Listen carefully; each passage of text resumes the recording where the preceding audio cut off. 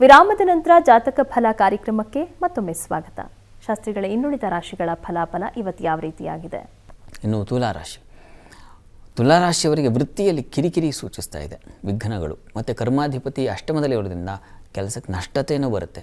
ಇರ್ತಕ್ಕಂಥ ಕೆಲಸ ಹೋಗುತ್ತೋ ಅನ್ನೋ ಭಯ ಶುರುವಾಗುತ್ತೆ, ಅಥವಾ ಕೆಲಸದಲ್ಲಿ ಏನೋ ತೊಡಗು, ವ್ಯಥೆ, ನೋವಾಗುತ್ತೆ, ದುಃಖ ಪಡ್ತೀರಾ ಅಂಥದ್ದೊಂದು ಸಂದರ್ಭ ಇದೆ. ಸ್ತ್ರೀಯರಿಗೆ ದುಃಖದ ವಾತಾವರಣ ಸೂಚಿಸ್ತಾ ಇದೆ.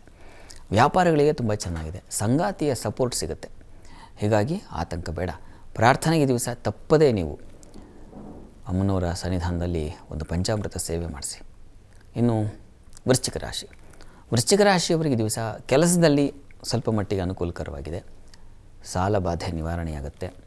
ಈ ದಿವಸ ಬಲ ಇದೆ, ಹೋರಾಟದ ಬಲ, ಒಂದು ಶಕ್ತಿ ನಿಮ್ಮೊಳಗಿದೆ. ಆದರೆ ಸಂಗಾತಿಯಲ್ಲಿ ಮನಸ್ತಾಪ ಬರ್ತದೆ, ಸ್ವಲ್ಪ ಏರುಪೇರುಗಳು, ಭಿನ್ನಾಭಿಪ್ರಾಯಗಳು ಬರುತ್ತೆ. ತಂದೆ ಮಕ್ಕಳಲ್ಲಿ ಮನಸ್ತಾಪ ಬರುತ್ತೆ, ತನ್ಮೂಲಕ ದಾಂಪತ್ಯದಲ್ಲಿ ಮನಸ್ತಾಪ ಬರೋದು, ಇದೆಲ್ಲ ಸೂಚಿಸ್ತಾ ಇದೆ.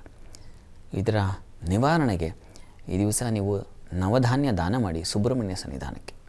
ಇನ್ನು ಧನುರಾಶಿಯವರಿಗೆ ದಿವಸ ನಷ್ಟತೆ, ಕ್ಲಿಷ್ಟ ವಾತಾವರಣ, ಸ್ವಲ್ಪ ದುಃಖ, ಇದನ್ನೆಲ್ಲ ಸೂಚಿಸ್ತಾ ಇದೆ. ಮನಸ್ಸಿಗೆ ದುಗುಡಾಗುತ್ತೆ.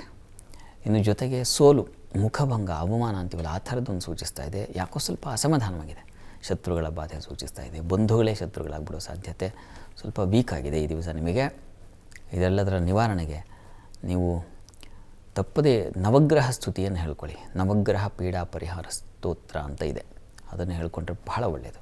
ಇನ್ನು ಮಕರ ರಾಶಿಯವರಿಗೆ ದಿವಸ ವೃತ್ತಿಯಲ್ಲಿ ಸ್ವಲ್ಪ ಮಟ್ಟಿಗೆ ಅನುಕೂಲಕರವಾಗಿದೆ, ಆದರೆ ಯಾಕೋ ಸ್ವಲ್ಪ ಮಾನಸಿಕವಾಗಿ ಕುಗ್ಗುತ್ತೀರ. ಸಂಗಾತಿಯ ವಿಚಾರದಲ್ಲಿ ಮನಸ್ತಾಪ ಬರುತ್ತೆ. ವ್ಯಾಪಾರಗಳಿಗೆ ತೊಡಕು, ಮೋಸಗಳು, ವಿಘ್ನಗಳು ಸೂಚಿಸ್ತಾ ಇದೆ. ನಿಮಗೆ ಸ್ವಲ್ಪ ಅಸಮಾಧಾನವಾಗೇ ಇದೆ. ಇದರ ನಿವಾರಣೆಗೆ ಪಾರ್ವತಿ ಪರಮೇಶ್ವರರ ಪ್ರಾರ್ಥನೆ, ಅದು ತುಂಬ ಸಹಾಯವಾಗುತ್ತೆ. ನೀವು ಕೂಡ ಪಿತೃದೇವತೆಗಳ ಸ್ಮರಣೆ ಮಾಡಿಕೊಂಡ್ರೆ ಒಳ್ಳೆಯದು. ಇನ್ನು ಕುಂಭರಾಶಿಯವರಿಗೆ ದಿವಸ ವೃತ್ತಿಯಲ್ಲಿ ತುಂಬ ಚೆನ್ನಾಗಿದೆ, ಅನುಕೂಲಕರವಾಗಿದೆ. ಈ ದಿವಸ ಪೊಲೀಸ್ ಡಿಪಾರ್ಟ್ಮೆಂಟಲ್ಲಿರೋರಿಗೆ ತುಂಬ ಚೆನ್ನಾಗಿದೆ, ಅನುಕೂಲಕರವಾಗಿದೆ. ಅಗ್ನಿಶಾಮಕ ಠಾಣೆ ತುಂಬ ಚೆನ್ನಾಗಿದೆ. ಇದರ ಹೊರತಾಗಿ ಸ್ವಲ್ಪ ಸಾಲದ ಸುಳಿ ಸಿಕ್ಕಾಕ್ಕೊಳ್ತೀರ ಈ ದಿವಸ.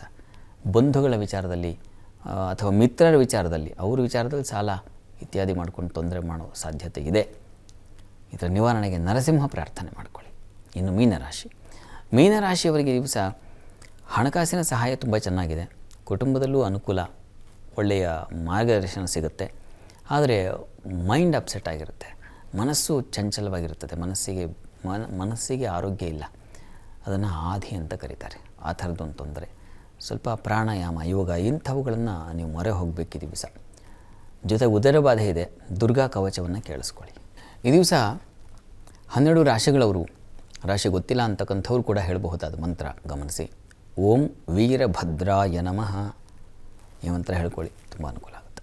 ಸರಿ ಶಾಸ್ತ್ರಿಗಳ, ಇವತ್ತಿನ ಸಂಚಿಕೆಯಲ್ಲಿ ಈ ದಿನದ ವಿಶೇಷತೆ ಜೊತೆಗೆ 12 ರಾಶಿಗಳ ಫಲಾಫಲದ ಬಗ್ಗೆ ತಿಳಿಸ್ಕೊಟ್ರಿ. ಹಾಗೆ ನಮ್ಮ ವೀಕ್ಷಕರು ಕಳುಹಿಸಿದಂತಹ ಸಂದೇಶಗಳಿಗೆ ಸಲಹೆ, ಸೂಚನೆ, ಪರಿಹಾರಗಳನ್ನು ಸೂಚಿಸಿದ್ರಿ. ಧನ್ಯವಾದಗಳು.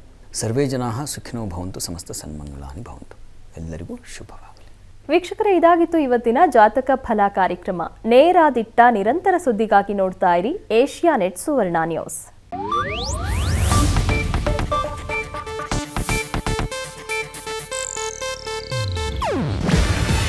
ಇದು ಏಷ್ಯಾನೆಟ್ ನ್ಯೂಸ್ ನೆಟ್ವರ್ಕ್ ಪ್ರಸ್ತುತಿ.